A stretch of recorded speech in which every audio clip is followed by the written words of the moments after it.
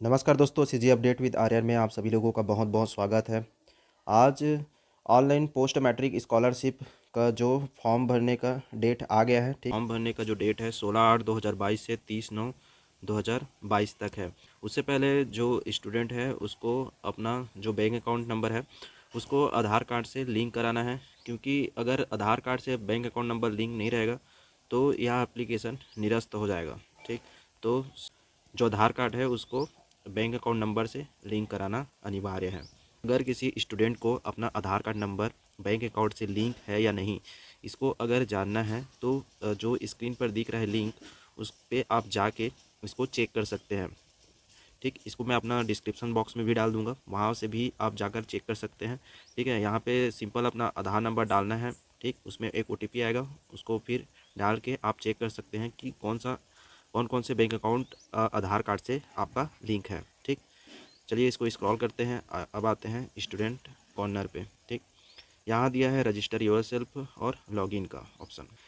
जो student fresher है, जो नया ये फॉर्म डाल रहे हैं, वो रजिस्टर योरसेल्फ में जाकर रजिस्टर करके जो रजिस्टर नंबर है और पासवर्ड क्रिएट कर सकते हैं। उसके बाद लॉगिन में जाकर अपना फॉर्म फिलअप कर सकते हैं। तो आज हम लोग इसको शुरू से लेकर अंत तक फिलअप करना देखेंगे। तो आप चैनल पर बने रहिए और पूरा अंत तक वीडियो देखिए। ठीक, तो सबसे पहले यहाँ पे दिया है रजिस्टर योरसेल्फ, इसमें जाकर हम लोग क्लिक कर लेते हैं। क्लिक करने के बाद कुछ इस प्रकार से इंटरफेस आता है। यहाँ पे कुछ निर्देश दे दिया गया है कि जो स्टार लगा कॉलम में जानकारी भरना अनिवार्य है। ठीक है, जिसमें स्टार लगा है उसको भरना अनिवार्य है। सभी जानकारी किस में भरना है तो अंग्रेजी में भरना है। ठीक है, और कोई भी नाम के सामने मिस्टर या मिसेस या कुमारी कुछ नहीं डालना है। ठीक है, इस फॉर्म को ध्यान से पूर्वक भरना है। एक बार जो अभ्यर्थी ऑनलाइन पंजीयन फॉर्म भर लेता है उसके बाद कोई परिवर्तन नहीं कर सकता है, और यह पंजीकरण अस्थायी है। छात्रों के व्यक्तिगत विवरण का आधार KYC प्रमाणीकरण सफल होने के बाद ही पंजीकरण को मंजूरी दी जाएगी। इसमें ये बताया गया है कि पंजीयन करने से ये पूर्ण रूप से पंजीयन नहीं होगा जब हमारा आधार KYC प्रमाणीकरण सफल नहीं हो जाता तब तक। और जो बैंक अकाउंट नंबर है वो खातेदार नंबर से लिंक होना चाहिए। ठीक, क्योंकि जो छात्रवृत्ति है वो आधार लिंक बैंक अकाउंट नंबर में ही जाएगा, अन्यथा वह निरस्त हो जाएगा। तो चलिए स्टार्ट करते हैं बेसिक डिटेल से। तो सबसे पहले बेसिक डिटेल्स में फर्स्ट नाम डाल लेना है, उसके बाद मिडिल नाम है तो डालना है, नहीं तो छोड़ देना है। उसके बाद लास्ट नेम डाल देना है, उसके बाद कंफर्म फर्स्ट नेम, उसके बाद कंफर्म लास्ट नेम। उसके बाद दिया है आर यू ऑर्फन। ठीक है, इसमें अगर आप अनाथ होंगे तो यस डाल सकते हैं और नहीं है तो नो डाल सकते हैं। ठीक, उसके बाद दिया है फादर्स नेम इंटर करना है, उसके बाद मदर्स नेम इंटर कर लेना है। ठीक, तो चलिए इसको फिल कर लेते हैं।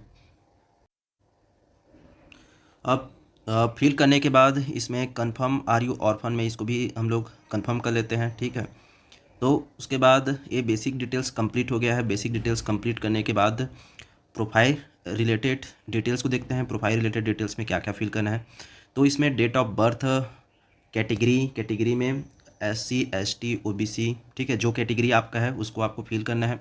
उसके बाद दिया है जेंडर। ठीक है, जेंडर में आप मेल फीमेल आप फिल कर सकते हैं। उसके बाद दिया है कि confirm date of birth, confirm category और confirm gender.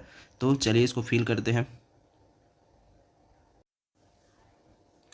Profile related details fill करने के बाद इसको स्क्रॉल कर लेना है। ठीक है, इसको स्क्रॉल करने के बाद जो पर्सनल डिटेल्स दिया है उसको डालते हैं। ठीक है, इसमें हम लोग को ईमेल आईडी, मोबाइल नंबर जो चालू है उसको फिल करना है। ठीक है, क्योंकि इसमें नोटिफिकेशन आएगा इसका अभी, जब जो पासवर्ड क्रिएट करेंगे और रजिस्ट्रेशन नंबर वो इसी में आएगा, रजिस्टर मोबाइल नंबर या ईमेल आईडी के माध्यम से। ठीक, तो इसमें अपना आधार कार्ड नंबर डालना है, मोबाइल नंबर डालना है और ईमेल आईडी डालना है। ठीक, फिर उसके बाद उसको फिर से दोबारा डालकर कंफर्म कर लेना है। ठीक है, तो चलिए इसको करते हैं। पर्सनल डिटेल्स भरने के बाद आधार, मोबाइल नंबर, ईमेल आईडी। ठीक है, उसके बाद उसको ना कंफर्म कर लेना है। Confirm Aadhaar card number, confirm mobile number, confirm email ID. ठीक, उसके बाद जो चेक बॉक्स दिया है, ठीक है, उसमें हम लोग को क्लिक कर लेना है। क्लिक करने के बाद जो परमानेंट एड्रेस दिया है उसको फिल करते हैं। ठीक, इसमें दिया है होम एड्रेस, पिन कोड डालना है, पोस्ट ऑफिस डालना है, जिस एरिया का आपका पोस्ट ऑफिस है उसको डालना है। ठीक है। और जिस एरिया में आपका पोस्ट ऑफिस पड़ता है उसका पिन कोड डालना है, विलेज नेम डालना है, ठीक है। उसके बाद कंफर्म करना है। परमानेंट एड्रेस को फिल करने के बाद इसको स्क्रॉल करना है, ठीक है। स्क्रॉल करने के बाद जो create your login password, create your login password में जाना है, ठीक है। यहाँ पर पासवर्ड क्रिएट करने के लिए जो पहला लेटर रहेगा वो कैपिटल रहेगा, ठीक है। एग्जांपल के लिए A B या C या D हो सकता है, ठीक, कुछ भी हो सकता है, अल्फ़ाबेट जो कैपिटल में हो। उसके बाद एक स्मॉल लेटर रहेगा और एक डिजिट रहना अनिवार्य है और एक स्पेशल कैरेक्टर रहना अनिवार्य है। स्पेशल कैरेक्टर के अंतर्गत @ हैश, परसेंटेज या स्टार आदि, ठीक। तो इसमें अपना पासवर्ड क्रिएट कर लेना है, ठीक। तो चलिए इसका पासवर्ड क्रिएट करते हैं। पासवर्ड क्रिएट होने के बाद इसको स्क्रॉल करना है। उसके बाद यहाँ पे दिया है सेव एंड रजिस्टर, ठीक है। उससे पहले जो पंजीकरण किया गया है उसको एक बार आप अच्छे से देख लें, क्योंकि जब इसको सेव एंड रजिस्टर करेंगे उसके बाद इसमें परिवर्तन नहीं किया जा सकता है। तो एक बार अच्छे से आप इसको देख लें, ठीक। उसके बाद हम लोग इसमें सेव एंड रजिस्टर करते हैं। उसके बाद कुछ इस प्रकार से इंटरफेस आएगा जिसमें लिखा रहेगा कि रजिस्टर सक्सेसफुली, ठीक। इसमें जो यूज़र आईडी दिया है उसको आप नोट कर लीजिए और आपके जो नंबर है और जो ईमेल आईडी है उसमें भी इसका जो यूज़र आईडी है और पासवर्ड उसमें सेंड कर दिया गया है, ठीक। तो इसमें ओके करके इसको रजिस्टर कर लेना है। उसके बाद जो यूज़र आईडी है और जो पासवर्ड है उसको इंटर करके हमको लॉगिन कर लेना है। तो इसमें चलिए इंटर कर लेते हैं यूज़र आईडी और जो पासवर्ड है उसको, ठीक। यूज़र आईडी और पासवर्ड इंटर करने के बाद इसमें जो कैप्चा कोड दिया है उसको भी इंटर करके हमको लॉगिन कर लेना है। चलिए तो इसको करते हैं लॉगिन। लॉगिन करने के बाद कुछ इस प्रकार से इंटरफेस आता है। इसमें जो स्टूडेंट रजिस्ट्रेशन है वो सक्सेसफुल हो चुका है। तो इसमें राइट का टिक लग जाता है और ग्रीन कलर में हो जाता है। ये कुल टोटल 7 स्टेप में पूरा होगा, जिसमें जो लास्ट स्टेप है उसमें जो एप्लीकेशन है उसको लॉक करते हैं। उसके बाद प्रिंट आउट करके उसको विद्यालय में सबमिट कर देते हैं, ठीक। जब हम लोग रजिस्ट्रेशन करते हैं और हमारा जो आधार कार्ड है वो KYC हुआ रहता है जो बैंक अकाउंट नंबर से, ठीक। तो इसमें आधार कार्ड जो रहता है वो ऑथेंटिक सक्सेसफुल लिखाता है, ठीक। तो देख लीजिए आप, आपके में ऐसा शो हो रहा है कि नहीं हो रहा है, ठीक है। उसके बाद जो पहला स्टेप है वो पूरा हो गया है। तो हम लोग जो सेकेंड स्टेप है उसमें क्लिक करते हैं, ठीक। तो क्लिक करने के बाद कुछ इस प्रकार से इंटरफेस आता है। इसमें जो दिया हुआ है एडिट, जो बेसिक डिटेल है, ठीक, उसको हम लोग एडिट कर सकते हैं, ठीक है। और हमको एडिट करना है तो, और नहीं करना है तो इसको स्क्रॉल करते हैं। स्क्रॉल करने के बाद जो दिया हुआ है इसमें हिंदी में जानकारी दर्ज करें, ठीक है। पहले जब हम लोग फिल किए थे तो इंग्लिश में किए थे, यहाँ पर हिंदी में जो जो भी जानकारी मांग रहा है उसको हिंदी में फिल करना है, ठीक। इसमें नाम, मध्य नाम, अंतिम नाम, ठीक है। उसके बाद पिता का नाम, माता का नाम, ठीक, ये सब फिल करना है, ठीक। तो चलिए फिल करते हैं। इसमें जानकारी फिल करने के बाद इसको स्क्रॉल कर लेना है। स्क्रॉल करने के बाद यहाँ पे लिखा है अदर बेसिक डिटेल्स, ठीक है। इसमें जो फादर्स ऑक्यूपेशन, वो क्या काम करते हैं उसको लिखना है, ठीक है। कि गवर्नमेंट जॉब करते हैं कि प्राइवेट जॉब करते हैं कि फॉर्मर है या अदर है, ठीक है। तो आप इसमें जो भी आपको जो सुटेबल लगता है उसको आप क्लिक कर सकते हैं, ठीक है। तो इसको फिल करते हुए जाना है। यहाँ पे दिया है उसके बाद मदर ऑक्यूपेशन, ठीक है। इसमें दिया है गवर्नमेंट जॉब करते हैं कि प्राइवेट जॉब करते हैं कि फॉर्मर है कि अदर है, ठीक है। तो इसमें आप अपने हिसाब से डाल सकते हैं। उसके बाद रिलीजन दिया है कि आप कौन से धर्म से आते हैं, हिंदू, मुस्लिम, क्रिश्चियन, सिख, पारसी, ठीक है। तो आप इसमें अपने हिसाब से जो रिलीजन में आते हैं आप उसको डाल सकते हैं, ठीक। इसके बाद जो अपना कौन सा कार्ड धारक है, BPL की APL, उसमें क्लिक करना है, ठीक है। अगर BPL कार्ड है आपके पास तो BPL में करना है और APL है तो APL में। उसके बाद क्लिक करने के बाद इंटर बीपीएल नंबर है, ठीक है, तो उसको इंटर कर लेना है। और जो दिव्यांग वाला है, ठीक है, उसमें आप दिव्यांग होंगे तो यस डालना है और नहीं है तो नो डालना है। चलिए इसको इंटर कर लेते हैं। बीपीएल नंबर इंटर करने के बाद जो दिव्यांग वाला सेक्शन है उसमें आप दिव्यांग है तो यस डालेंगे और नहीं है तो नो डालेंगे। उसके बाद जो कॉरेस्पॉन्डिंग एड्रेस है उसको फिल करते हैं। डिस्ट्रिक्ट, तो आपका जो डिस्ट्रिक्ट पड़ता है उसको आप फिल कर लीजिए, ठीक है, इसमें सभी डिस्ट्रिक्ट दिया हुआ है आपका। उसके बाद जो ब्लॉक वाला सेक्शन है, ब्लॉक वाला सेक्शन में आपका जो ब्लॉक पड़ता है उसको आप फिल कर लीजिए, ठीक है। उसके बाद दिया है विधानसभा, आपके जो क्षेत्र है उसके अंतर्गत कौन सा विधानसभा क्षेत्र पड़ता है उसको आप फिल कर लीजिए। इसमें सभी विधान सभा जो क्षेत्र है उसको दिया गया है। अपने अपने एरिया का जो विधानसभा क्षेत्र है उसको आप इसमें इंटर करेंगे, ठीक। उसके बाद एड्रेस फिल कर लेना है और पिन कोड इंटर कर लेना है। पिन कोड इंटर कर लेना है इसमें और एड्रेस फिल कर लेना है।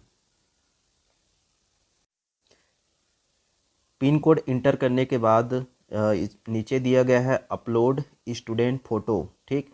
इसमें जो स्टूडेंट है उसका फ़ोटो अपलोड करना है और वो जो फॉर्मेट रहेगा जेपीजी फॉर्मेट में रहेगा, जिसका साइज़ रहेगा 50 KB तक। 50 KB से ज़्यादा नहीं होना चाहिए उसका साइज़। तो इसको अपलोड करना है।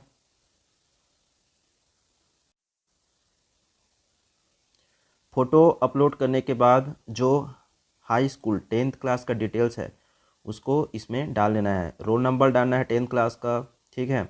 ईयर ऑफ पासिंग, कौन से बोर्ड से आप पास हुए हैं, सीजीबीएसई से तो सीजीबीएसई डालना है, सीबीएसई से हुए हैं तो सीबीएसई डालना है। और इसमें अगर कोई अन्य बोर्ड से हुए तो अदर वाला ऑप्शन है उसको क्लिक कर सकते हैं, ठीक है। और कितना परसेंट आया है उसको डाल के इसको सेव कर देना है। स्कूल 10th क्लास का डिटेल्स डालने के बाद इसको सेव पर क्लिक कर देना है, ठीक।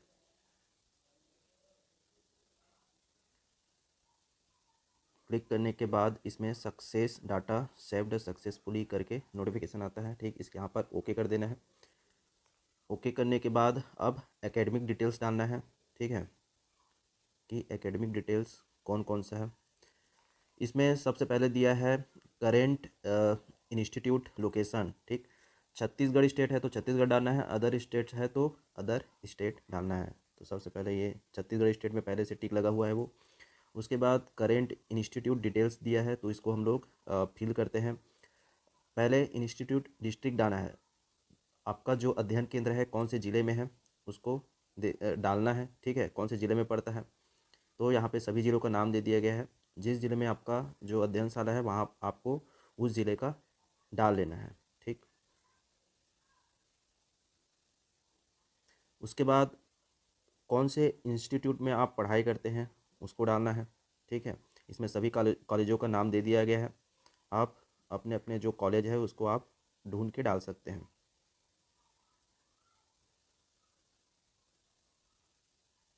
ठीक। उसके बाद जो इंस्टीट्यूट आईडी है वो ऑटोमेटिक फिल हो जाता है, ठीक है। एडमिशन डेट डालना है, जिस डेट को आप एडमिशन लिए थे उसका एडमिशन डेट डालना है, ठीक है। और इनरोलमेंट नंबर डालना है और इनरोलमेंट डेट डालना है। इनरोलमेंट नंबर है वो अगर आपको नहीं मिला है तो आप उसको 00 करके छोड़ सकते हैं और जो डेट दिया है उसको भी 00 करके छोड़ सकते हैं। इसमें जो एडमिशन डेट है उसको आपको फिल करना है। एडमिशन डेट, इनरोलमेंट नंबर, ठीक है, और जो इनरोलमेंट डेट है उसको फिल करने के बाद जो करेंट कोर्स डिटेल्स है उसको देखते हैं, ठीक है। इसमें एडमिशन टाइप को देखते हैं तो इसमें किस किस बेसिस में हुआ, मेरिट बेसिस में हुआ तो मेरिट बेसिस में, ठीक है। मैनेजमेंट कोटा में हुआ ना तो मैनेजमेंट कोटा में आप अपने इसमें डाल सकते हैं जिस भी बेसिस पे आपका सिलेक्शन हुआ है, ठीक। ठीक, उसके बाद मोड ऑफ स्टडी उसको देखते हैं तो रेगुलर हो रहा है कि पार्ट टाइम हो रहा है कि डिस्टेंस वाला हो रहा है। आप इसमें जिस भी में आप सिलेक्ट करना चाहते हैं अपने हिसाब से कर सकते हैं, ठीक। उसके बाद सिलेक्ट कोर्स दिया है। सिलेक्ट कोर्स में आप कौन सा कोर्स कर रहे हैं, बीकॉम कर रहे हैं कि बीएससी कर रहे हैं कि बीएड कर रहे हैं, जिस भी कोर्स कर रहे हैं उसमें आप क्लिक कर सकते हैं। उसके बाद दिया है सिलेक्ट ब्रांच, आप जिस भी ब्रांच से कर रहे हैं उसमें आपको सिलेक्ट करना है, ठीक है।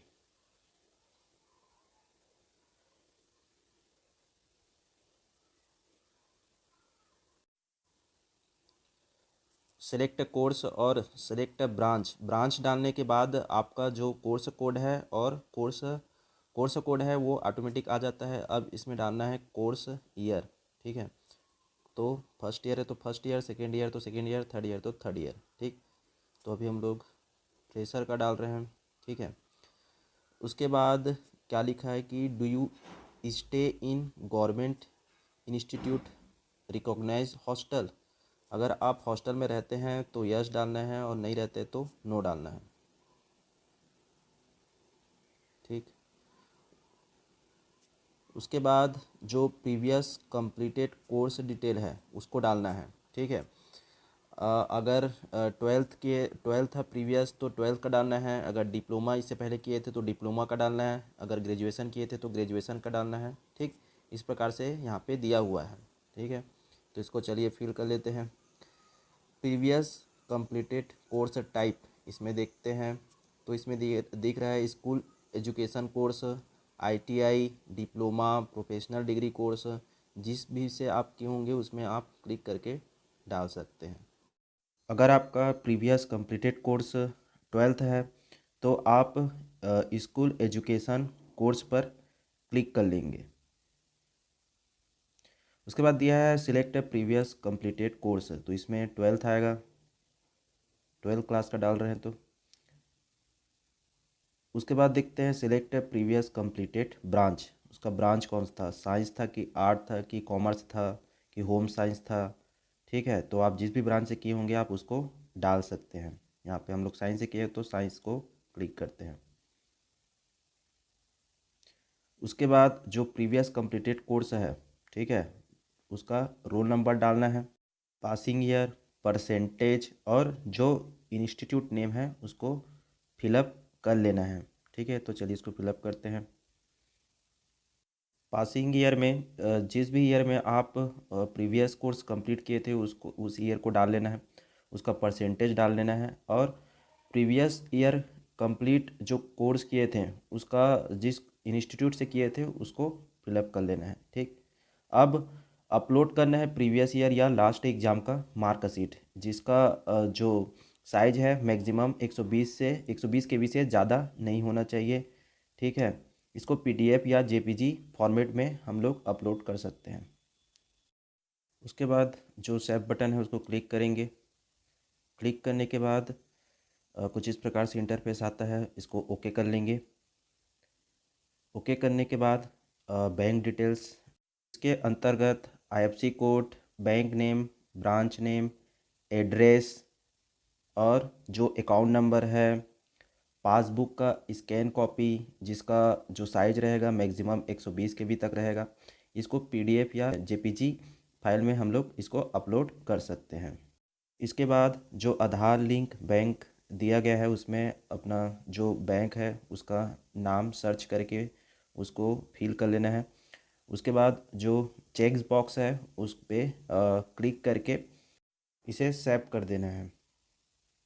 सेव करने के बाद नेक्स्ट कॉलम है जाति प्रमाण पत्र और मूल निवासी प्रमाण पत्र अपलोड करने का, ठीक है। तो सबसे पहले देखते हैं जाति प्रमाण पत्र कास्ट सर्टिफिकेट का। इसमें लिखा है is your caste certificate generated online, ठीक है। अगर आपका कास्ट सर्टिफिकेट ऑनलाइन जनरेट हुआ है तो इसमें यस का ऑप्शन दिया है उसको यस करना है, ठीक है। अगर नहीं हुआ है तो नो करना पड़ेगा, ठीक। अगर हुआ होगा तो आपको रेफरेंस नंबर डालना पड़ेगा, ठीक है। अगर आप यस करते हैं तो सिर्फ आपको एप्लीकेशन रिफ्रेश नंबर डालना पड़ेगा और गेट ऑनलाइन सर्टिफिकेट पर क्लिक कर देना पड़ेगा, ठीक। अगर नो डालते हैं तो उसमें सर्टिफिकेट नंबर और सर्टिफिकेट इशू डेट और उसका स्कैन करके अपलोड करना पड़ेगा जेपीजी पीडीएफ फाइल में, ठीक। अगर सर्टिफिकेट ऑनलाइन बना हुआ है तो उसका जो सर्टिफिकेट रिफ्रेश नंबर है उसको फिल करके गेट सर्टिफिकेट में क्लिक करेंगे तो जो सर्टिफिकेट है उसका डिटेल स्क्रीन पर शो होने लग जाएगा, ठीक है।